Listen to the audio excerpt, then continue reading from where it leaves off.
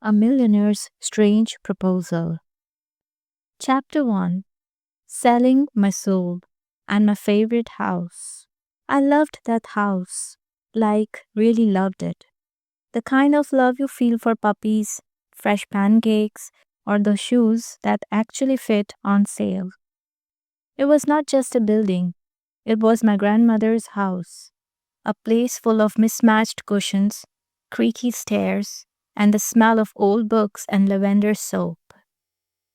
It had personality. It had history. It had one very stubborn owner, me. But unfortunately, love does not pay credit cards.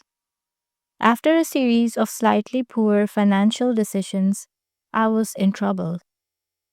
Selling the house was the last thing I wanted to do. It broke my heart.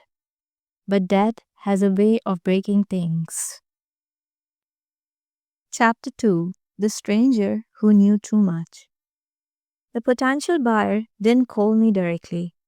He sent a friend, a mutual acquaintance from university named Sarah, who texted me one afternoon like she was offering a blessing, not a transaction. Hey Alina, I know someone looking to buy a charming old house. He's serious and rich. Can I give him your number? I replied, yes, not that I have a choice. Daniel Carter. The name rang a bell, but softly. Was he the guy in my econ class who always wore headphones? Or the one who spilled coffee on his exam paper and still passed? He didn't wait for me to remember. He showed up the next day, punctual, dressed like money, smelling like expensive regrets. I opened the door and froze. The man standing there was tall, sharp jawed, and carried himself like someone who paid for valet parking, even when it wasn't necessary. His smile was confident, too confident, like he already knew the answer to the question he hadn't asked. Alina, he said, nice to see you again. You look familiar, I said slowly. Did we once share a group project I did all the work for? He laughed. Literature class, junior year. You used to sit in the front row and argue with the professor about symbolism. I stared at him. Daniel Carter? He nodded. Glad I'm still memorable. I blinked. You used to wear flannel shirts and mumble poetry. And now I wear suits and quote my accountant. I didn't know whether to be impressed or mildly threatened. Chapter 3. The Offer and the Twist. We sat in the living room, which somehow looked smaller with him in it. He did not just sit. He owned the chair like it was a throne, and he was a patient king waiting for me to say yes. I made tea. He didn't ask. I didn't offer. So, I said, handing him a chipped mug with pink roses on it. You're here to buy my childhood dreams? Only if the dreams come with working plumbing, he replied, sipping politely. And maybe a garden view. I raised an eyebrow. You always this charming? Or is it just the smell of death bringing out your confidence? His mouth twitched. Just trying to make this less painful for you. Good luck with that. We got down to business. He named a price. A good one. Too good. I narrowed my eyes. What's the catch? You planning to turn this place into a luxury yoga retreat for emotionally exhausted executives? He chuckled, not quiet. Then he leaned forward, slowly, like he was about to confess to murder or propose marriage, which honestly would have been less surprising than what he said next. He leaned forward slightly, his voice dropping lower. Not quiet. There was a pause. I'm not just here for the house, he said carefully. I'm here for you. My eyebrows rose. Me? He nodded. I want to make you an offer. Pardon? He laughed. Well, this is a proposal. Oh, that's worse. Chapter 4, The Marriage Clause. He was not joking. Daniel Carter, ex poetry nerd, current mystery millionaire, wanted me to marry him. Temporarily, he added, just for a while, for appearances, for something legal. I stared at him. You want to buy the house and rent a wife? I wouldn't put it that way. How would you put it? He leaned back. Let's just say I always liked you, even in university. You just never noticed me. I notice you now, I said. Mostly because you're sitting in my house making weird proposals. He shrugged. You are in a hard spot. I can help. You help me. We both get something. And what do you get exactly? I asked. A wife, he said, for a little while. Someone smart, charming, sarcastic enough to keep my ego in check. That's disturbingly specific. I've had time to think. I laughed, mostly to keep from passing out. I need to think, I said, standing. Take your time, he said with a smile. But not too long. I might fall in love with the curtains instead. Chapter 5. The yes that did not feel like one. I said yes 3 days later. Not because I was in love. Not because I wanted a fairy tale. Because the bank had started using capital letters in their emails. He slipped the ring on my finger like he was signing a lease. I now pronounce this temporarily tolerable, I whispered as we walked out. He grinned. Welcome to married life, darling. Chapter 6, Learning Curve and Bedroom Rules.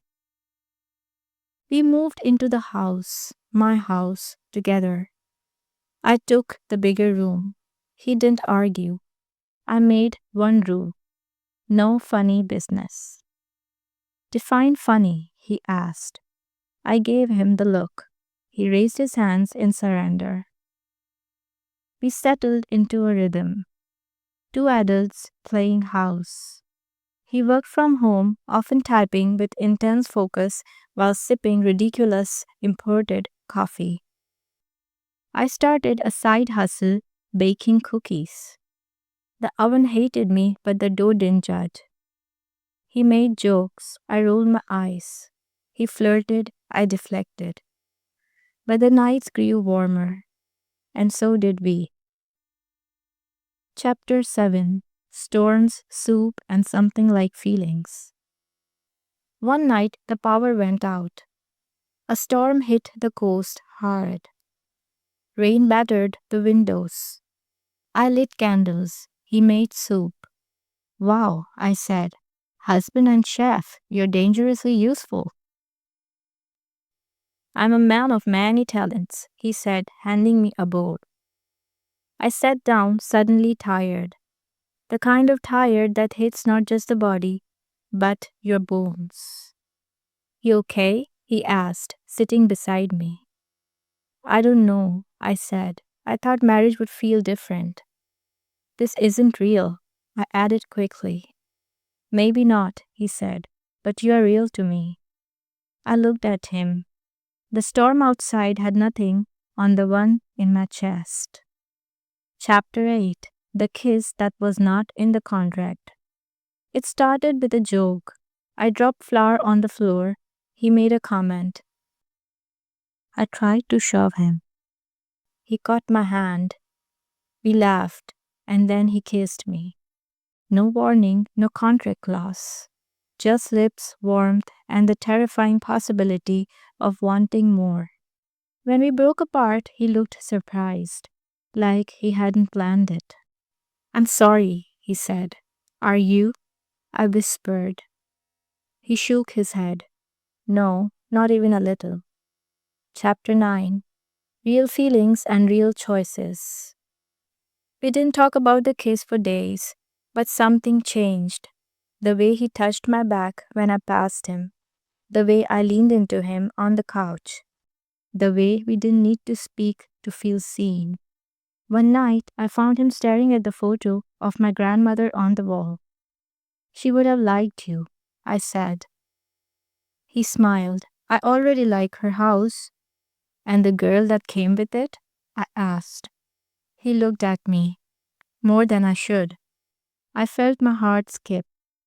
Daniel, this started as business. I know, he said, but it doesn't have to stay that way. Chapter 10. Love Actually. We stood in the garden 6 months later. The debt was gone. My cookie business was booming. Daniel had become my best friend, my quiet strength, my loudest cheerleader.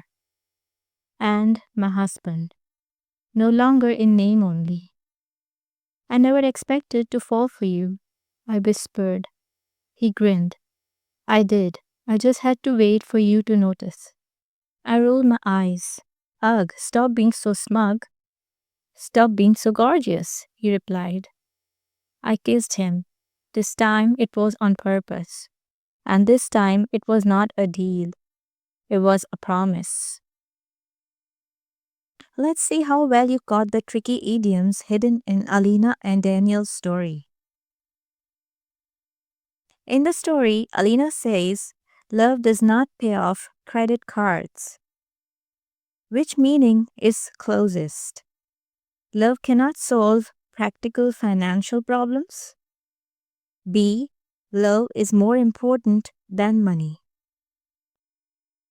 The correct answer is love cannot solve practical financial problems. Daniel carried himself like someone who paid for valet parking even when it was not necessary. Which meaning is closest? A. He acted very confident and self important. B. He liked driving expensive cars.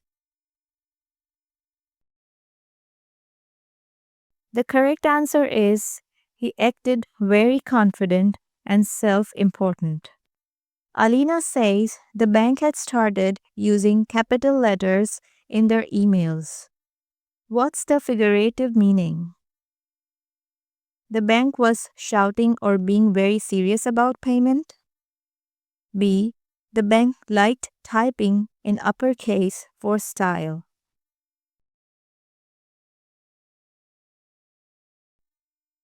The correct answer is the bank was shouting or being very serious about payment.